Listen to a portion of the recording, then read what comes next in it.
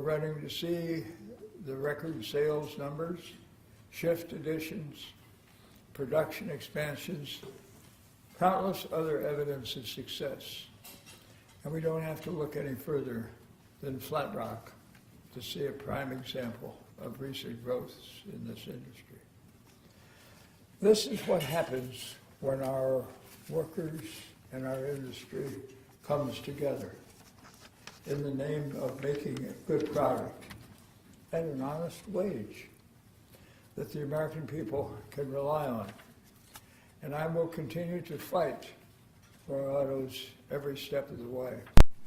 One of the things I learned from my dad that I've tried to pass through to my wonderful son Christopher, who's here, and his wife Cindy, and that I have received in turn from the lovely Deborah, who is a source of joy and happiness and contentment to me, has been to assure that we're going to pull together and that we're going to understand that working together is the key to success. Well, we're observing that the Affordable Care Act is going to solve some of our problems. We hope and pray that it will do some of the things that we hope it can, should, and will do, because no person should ever want of health care, nor should any person fail to receive the health care and the things which he or she need for themselves or for their family. Kids are now able to stay on their parents' insurance at age 26. No one can be denied coverage because of pre-existing conditions. The insurance company can't cancel your coverage just because you got sick, or while you were on a gurney making your way from the room outside the operating room into the operating rooms. These are real benefits.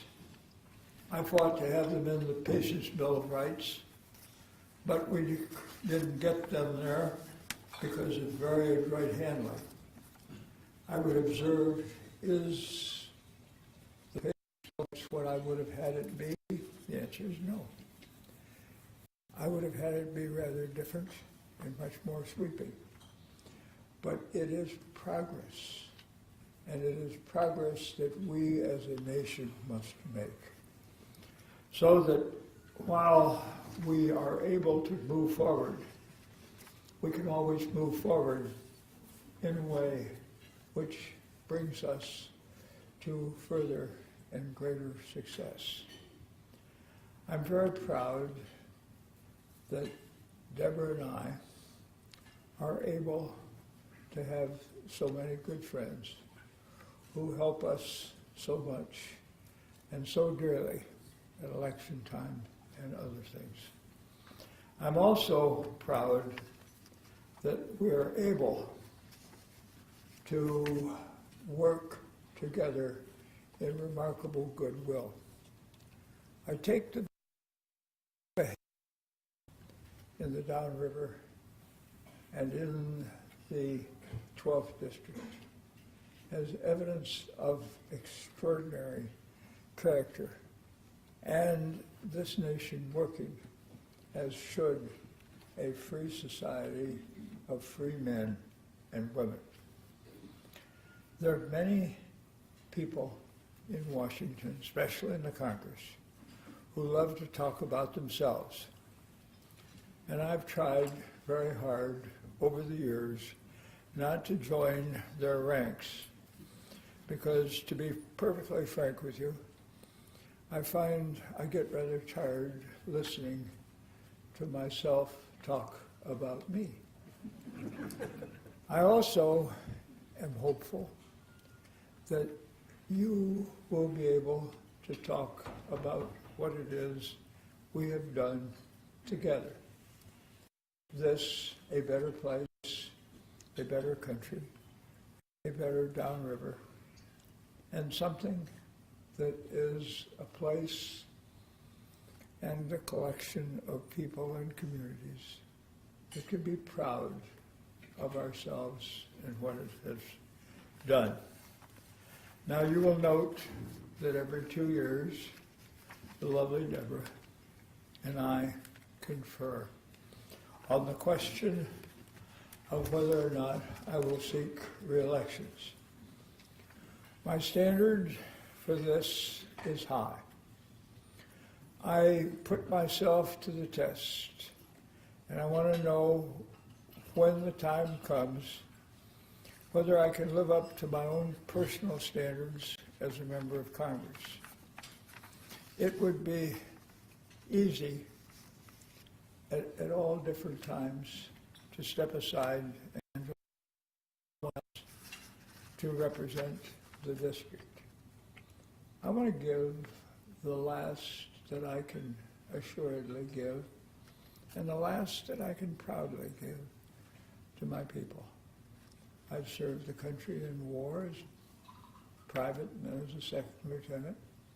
I've had the privilege of serving this country as all kinds of things, from a letter carrier to, very frankly, a fellow who was a garbage man. I've also had the privilege of serving this country and its people in all kinds of other tasks. And I've found that I could be proud in each and every one of those, as can all of our young people. So the future here is good, is strong. Our downrivers are a superb example of what it is we should do to see to it that this country does the things that it should do so that we can all be proud of what it is this country is and of our part in making it so. I also am proud that we are able to see to it that we are able to see to it that this country is able to be proud in all of its handling of its affairs, and that our people will be able to understand how important that pride is. Many of you will be looking around, and you will do when you will retire. I am not leaving the downriver, and I'm not leaving Michigan. The lovely Deborah and I are simply coming home. And the lovely Deborah and I are also going to look very much forward to spending time with and amongst those that we have had so much reason to love and so much reason to be grateful to for their goodness and for their kindness and for the things that they have done that has meant so much to us all. This area produces the finest public servants. It produces people who care.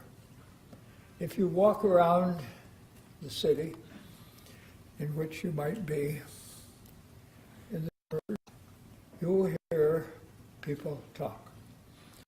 You won't necessarily know when the discussion starts what they're going to be talking about. But after you've talked to them for 5 and 10 or 10 minutes, you will find that you will know where they came from because of the things that they discuss. I happen to be a Democrat, I'm proud, but I also will point out that the goodness of our people, Republicans and Democrats, leads us to work together for the betterment of our community, for the betterment of our country, for the benefit of each other. And I'm proud that that is so. I think that you should take a look at my friend Ron Johnson, who's here, and also my good friend of the district that I serve, Mark Gaffney, but also all of the other officials and public servants, Republicans and Democrats, and take your hat off to them for the goodness that they show and for the richness of their character, their gifts to all of us. Thank you for being my friends.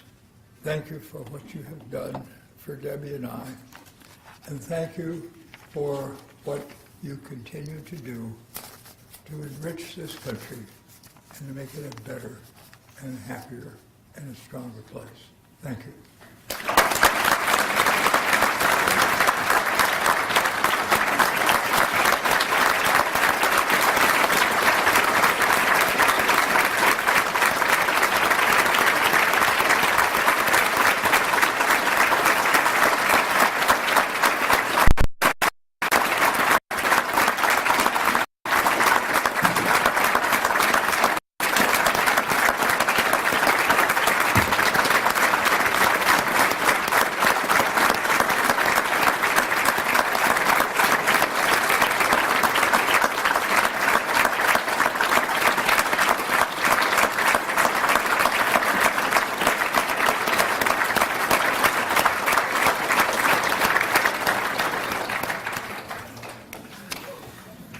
We're not going to let you get out of here without answering a few questions.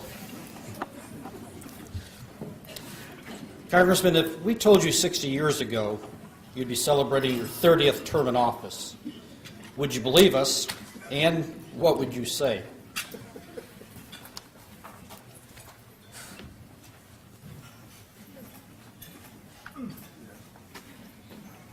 Well, I'd say I'm not quite sure. I think say that I couldn't find a more wonderful bunch of people, that I couldn't find a better nation to serve, and I couldn't find a better opportunity to enrich my country or to work with the citizens of the greatest nation in the world. Let's be right here for me.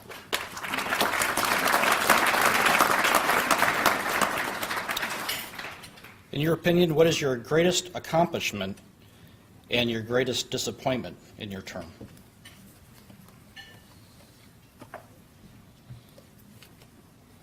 We don't have disappointments in public life. What we have is opportunities that we have not yet completed. If you look, you will find that always there are things which remain to be done. And if you look, you'll find Teddy Roosevelt, national parks, national forests, all of the things that he tried to do to see to it that we did the things that we needed. And I'm just starting on his book, the book about him, The Wilderness Warrior. But it is also so that there are not only opportunities to do things, but there are privileges that we get to do the things that have to be done to see to it that we afford all of our people the chance to grow and do the things that they want to do for themselves, for their family, and for their kids.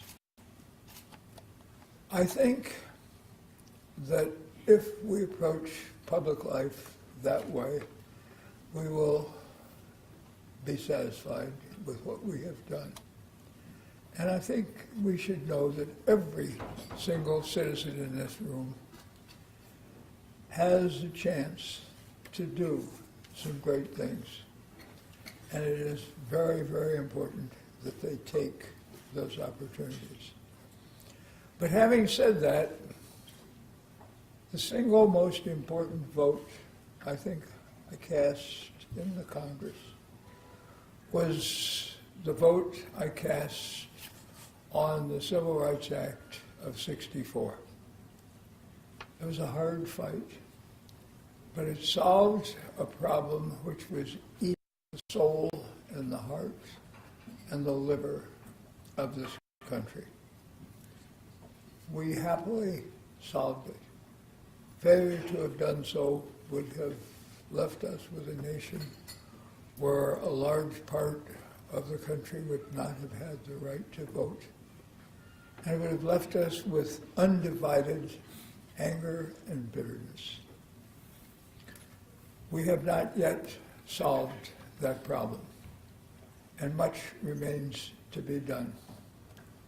And indeed, we're going to have to get cracking on it because it turns out that the Supreme Court has struck out a very important part of that legislation and made it harder for it to see to it that American citizens have the single criteria of citizenship, the right to vote.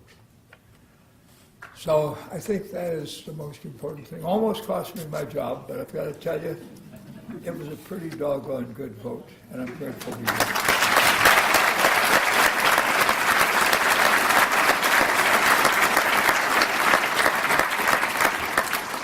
And our final question, you've made big news today announcing that you will not seek an additional term.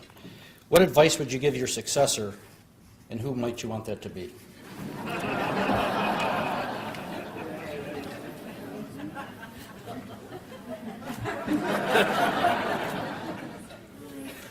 Well, I see a room full of wonderful people, Democrats and Republicans, people who understand how important it is for us to work together and how important it is for us to rule from the center.